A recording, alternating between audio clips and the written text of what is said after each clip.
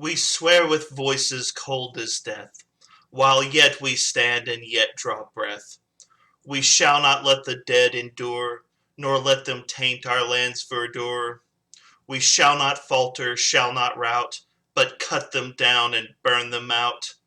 We swear on vigil's shattered walls, our crimson oath, the tyrant falls.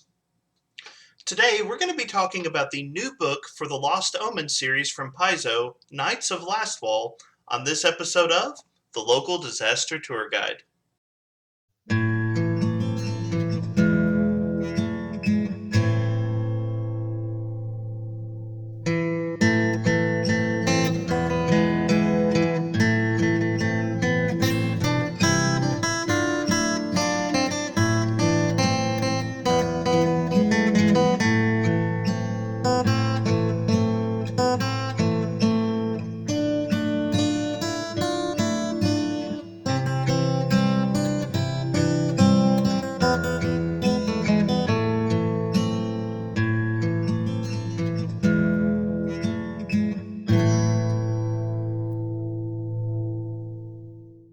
Hello, travelers and tourists. My name is Mark, and I am the local disaster tour guide. That's right, I am a storyteller here with some critical advice for you. No one is going to be able to foil your plans if you don't have any. Welcome to a journey through the fantastic world of TTRPGs like Pathfinder and Starfinder. Today, I'm going to be doing a review of the new book for the Lost Omens series in Pathfinder 2e, Knights of Lastwall.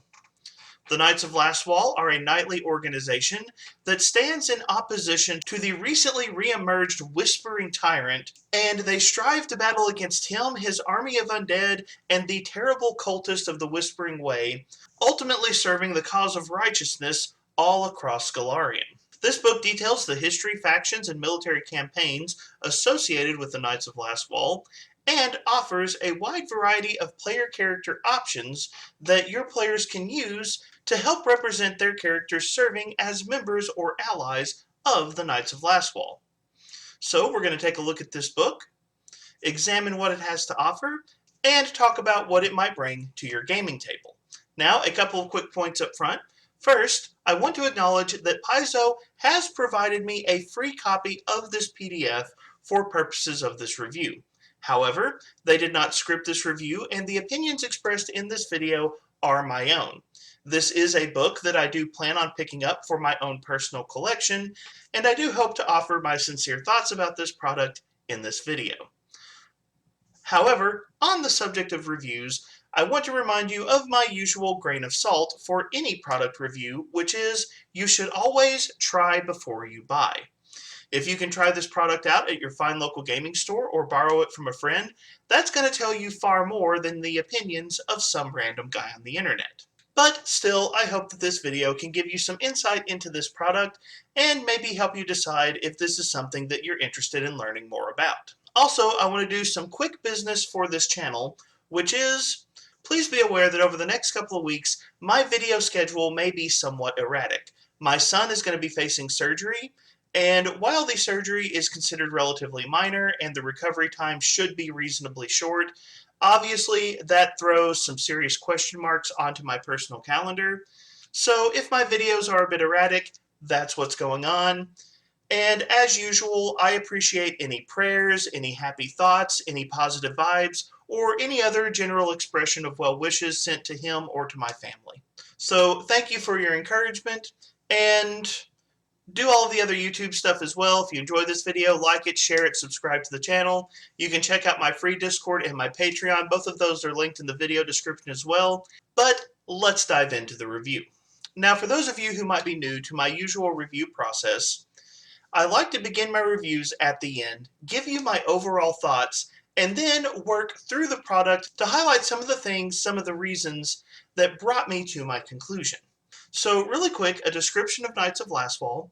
This is, as previously noted, a part of the Lost Omens line, which is focused on the Golarion campaign setting for Pathfinder 2e. This product comes in at about 130 pages and is split into 4 distinct chapters.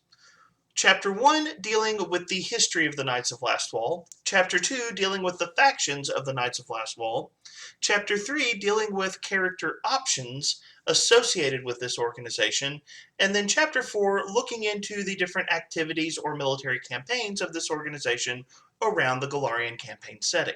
So the first question that we need to ask for this review is, what is my overall grade for Knights of Lastwall? And I give this book a solid C. In fact, Knights of Lastwall may be an exemplary example of how to earn a C grade on my channel. On this channel, a C grade typically means that a product is basically a niche product. It is very strong in a certain role, but outside of that context, probably will not see as much use. And I would say that is a very apt description of Knights of Lastwall. This book deals with a particular organization inside of a particular campaign setting, and if you are running a game that heavily features the Knights of Lastwall, hey, this book is going to give you a lot of fantastic information.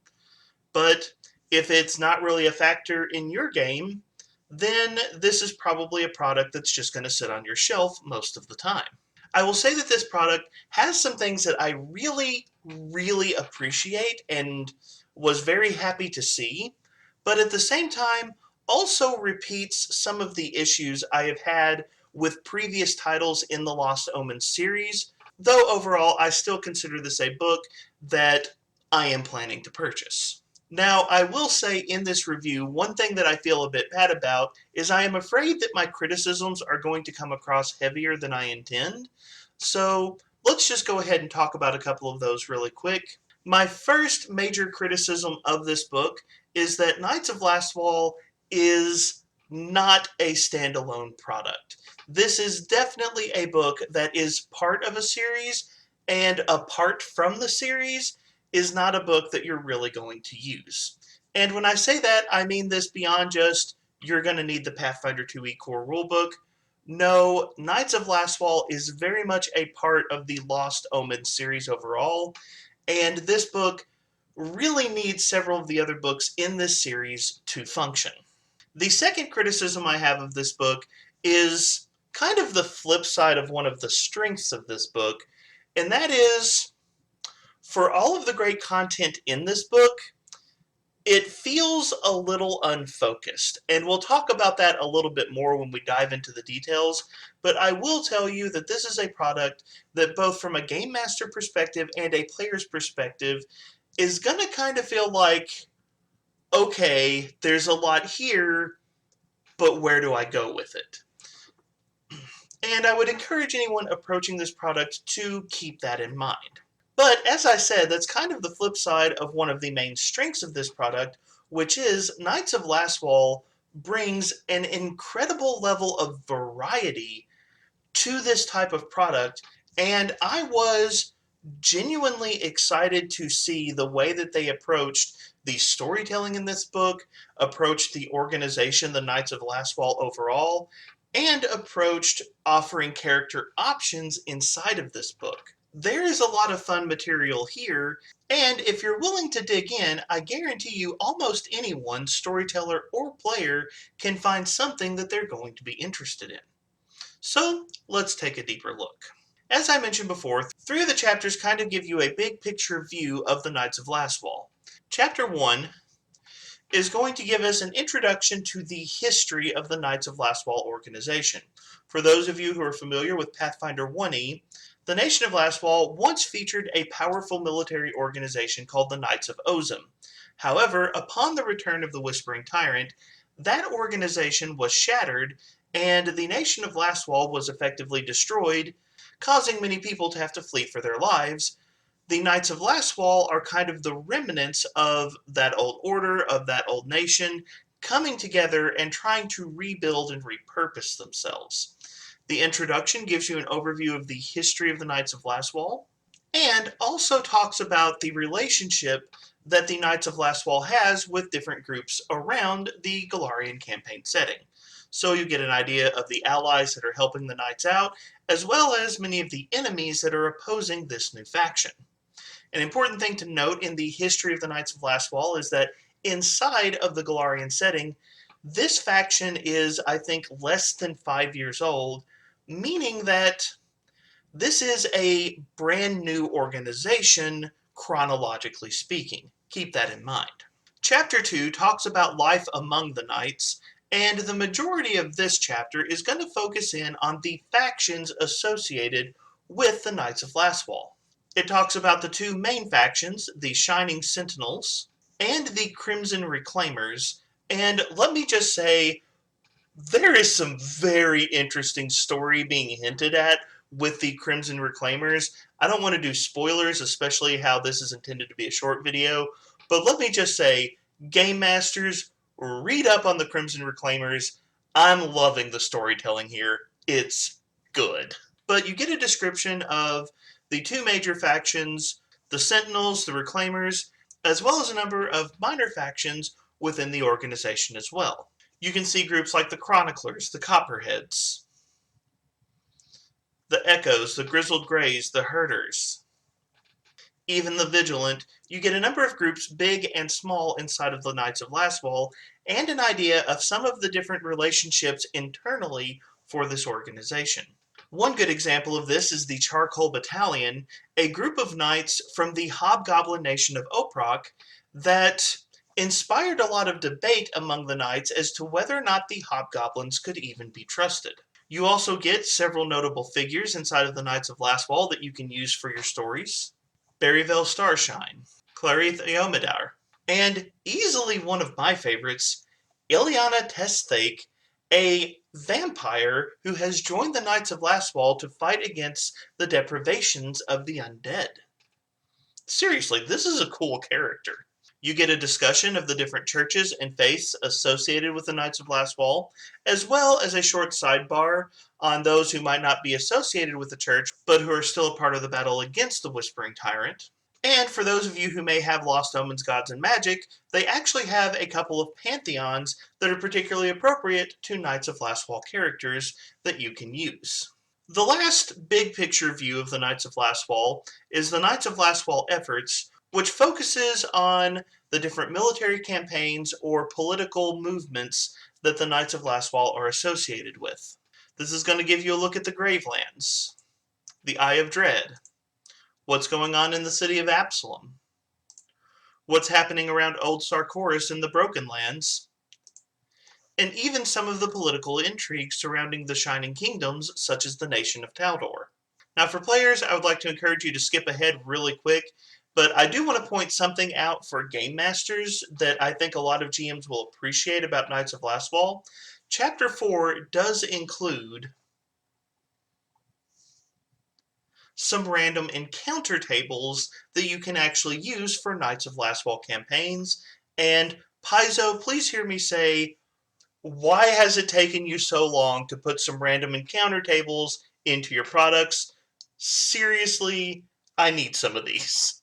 But between chapters 1, 2, and 4, you get a very good picture of the Knights of Lastwall as sort of a big picture overview, who they are, where they come from, what they're doing, and what their goals are.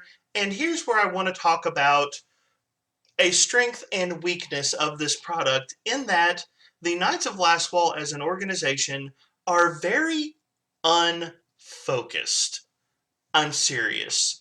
When you read this book, you will discover that the Knights of Lastwall are not very united above and beyond opposing the Whispering Tyrant, opposing the Whispering Way, and a general do good in the world mentality. There are so many different factions, so many different groups, even so many different approaches to their campaign, that you really get the sense that the Knights of Lastwall are almost dangerously disorganized. I've already mentioned the number of different groups that are inside of the Knights of Lastwall, and you saw a brief overview of the different missions that they participate in, but I'd like to show you something else really quick. In Chapter 4, they actually have a sidebar for Knights of Lastwall Pilgrimages, which is essentially a long-term independent mission that a knight is sent on with 3 really vague goals. I'm not joking when I say the Knights of Lastwall, as written in this product, feel like an organization that is lacking in focus, but let me defend this choice from a couple of different perspectives. Number one, you may remember that I mentioned the Knights of Lastwall is a very new organization, inside of the Golarion campaign setting. If my memory is correct, less than 5 years old canonically, meaning that this is an organization that is just getting started. And this is an organization that is largely composed of people that just a few years prior suffered a terrible defeat, in many cases were refugees from their homeland. This is an organization that is very much getting on its feet as the story begins, and so narratively I think it makes sense that the Knights of Lastwall would be disorganized, especially at this stage inside of Paizo's overarching story. I think it is perfectly logical. I just pointed out because storytellers who want to use the Knights of Lastwall, or even players who want to make characters inside of this organization, you're probably going to want to pick a focus since the overall organization is so broad and diverse that it can seem a little directionless at first glance. The second justification that I want to give for Knights of Lastwall seeming so broad and directionless is that Paizo has done a really good job making this a product that works for a lot of people. Seriously, one of the strengths of this book is regardless of your particular character concept, you can probably make it fit inside of a Knights of Lastwall game one way or another. Paizo has done a fantastic job of making this product something that is accessible to a lot of different play styles. So, if you think about the narrative of the Knights of Lastwall as this group that is just now reforming and trying to build allies and trying to make connections and trying to find any and every advantage that they can to fight back against the Whispering Tyrant, then you would get a situation where they would be very willing to recruit a wide variety of different types of people from all kinds of backgrounds to help them in their endeavors. This broad scope that the Knights of Lastwall has been painted with is advantageous mechanically because it allows room for a lot of different types of characters, which is a very good thing. In fact, you can see in the introduction to Chapter 3, all classes are perfectly welcome inside of the Knights of Lastwall.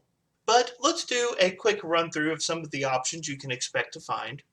You will, of course, get a number of backgrounds that are unique to the Knights of Lastwall, such as experience with the Knights of Ozum, or one of the most interesting backgrounds that they included, in my opinion, the Once Bitten background, where your character survived an attack of the undead, along with a couple of rare backgrounds, such as my personal favorite, Tyrant Witness, where you actually saw the Whispering Tyrant emerge from Gallowspire and lived to tell about it.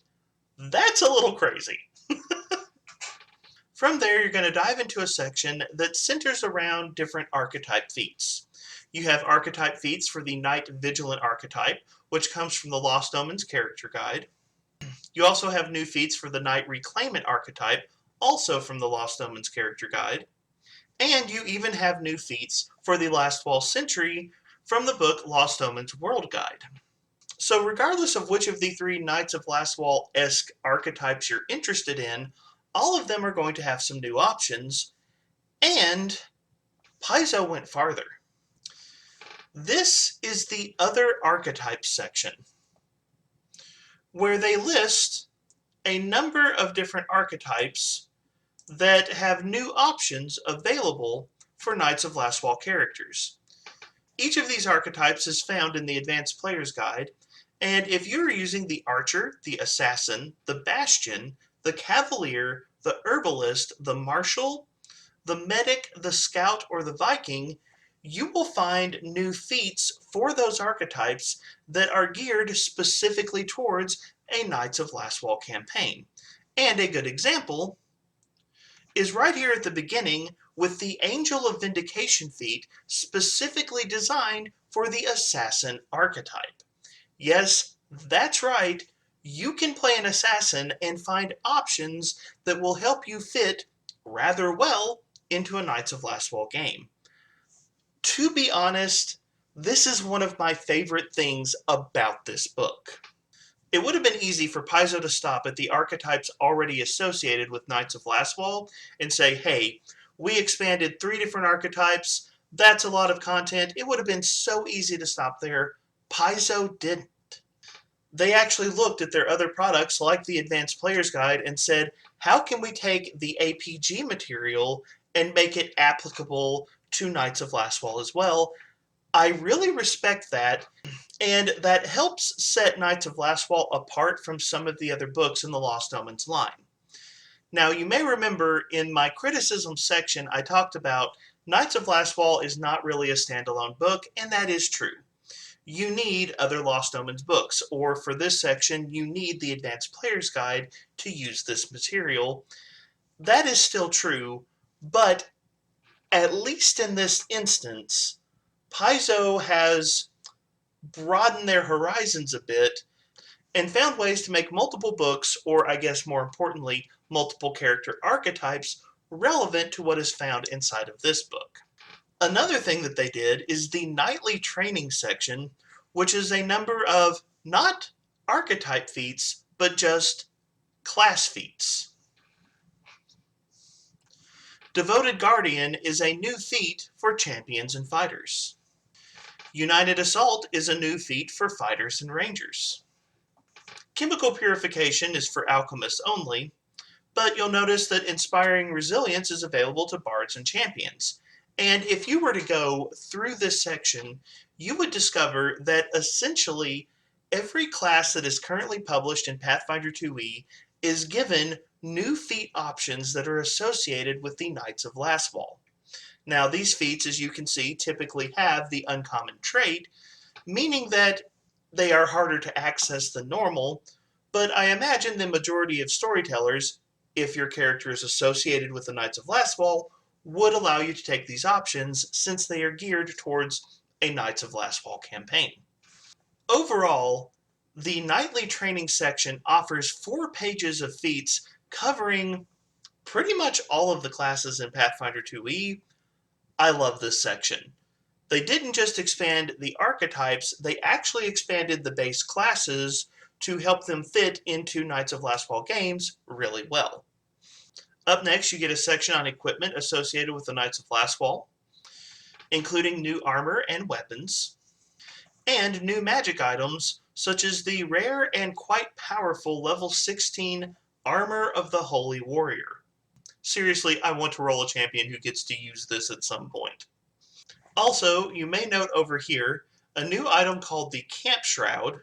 This is a consumable magical item that places illusions over your party's camp, making it harder for antagonistic creatures to find you while you're camping. This is a pretty cool item, and it's a favorite inclusion of mine in this book. The last portion of this chapter is the spells section, and right now on my Spellslingers Academy shorts, if you're paying attention, you may notice that a lot of these spells are appearing in that particular series. So if you want to find out more about these spells, pay attention to my Spellslinger shorts because several of them are going to be showing up. For now, I would like to highlight the new Arcane, Divine, and Occult level 4 spell, Detect Creator. Once you slay an undead creature, you can spend 10 minutes casting this spell, and if the creator of that undead is located within a mile, you can hunt them down. So, finding a vampire that created Spawn or a necromancer that has been defiling the local graveyard, this spell can help you do exactly that. So that was a really quick look at Pathfinder Knights of Lastwall, and I realized I just flew through that content, and I didn't spend a lot of time deep diving anything that's in this book. If you are interested in some more deep dives into specific parts of what is in this book, let me know, and I might do some follow-up videos to this one. But overall, I feel like this book does a really good job of casting a very wide vision of what a Knights of Lastwall campaign can be, and creating an environment that is really conducive to a variety of different types of characters, which is ultimately a good thing at the gaming table. However, I do think that Knights of Lastwall suffers a bit from a lack of focus. though as I've noted, narratively it does make sense. Ultimately, as a storyteller or as a player who is interested in this content, I think what you will need to do is take this wide variety of options and information and hone in on the specific portion that is interesting to you. I think if you do that, you can find some really good seeds for some really amazing stories in this book. But let me turn the conversation over to you. What do you think about Knights of Lastwall? And do you agree with my assessment? Is there anything in this book that you would like me to discuss a little more in depth in a future video? Let me know in the comments below. As always, don't forget to do the YouTube stuff. If you enjoyed this video, like it, share it, subscribe to the channel. You can check out my free Discord as well as my Patreon. Those are linked in the video description below. And once this book is added to Archives of Nethys, I will also throw some links to Archives of Nethys, to some of my favorite material from this book, so that you can go and read it a little more in depth for yourself. But thank you so much for being here. Thank you so much for being a part of the conversation, and have a wonderful day.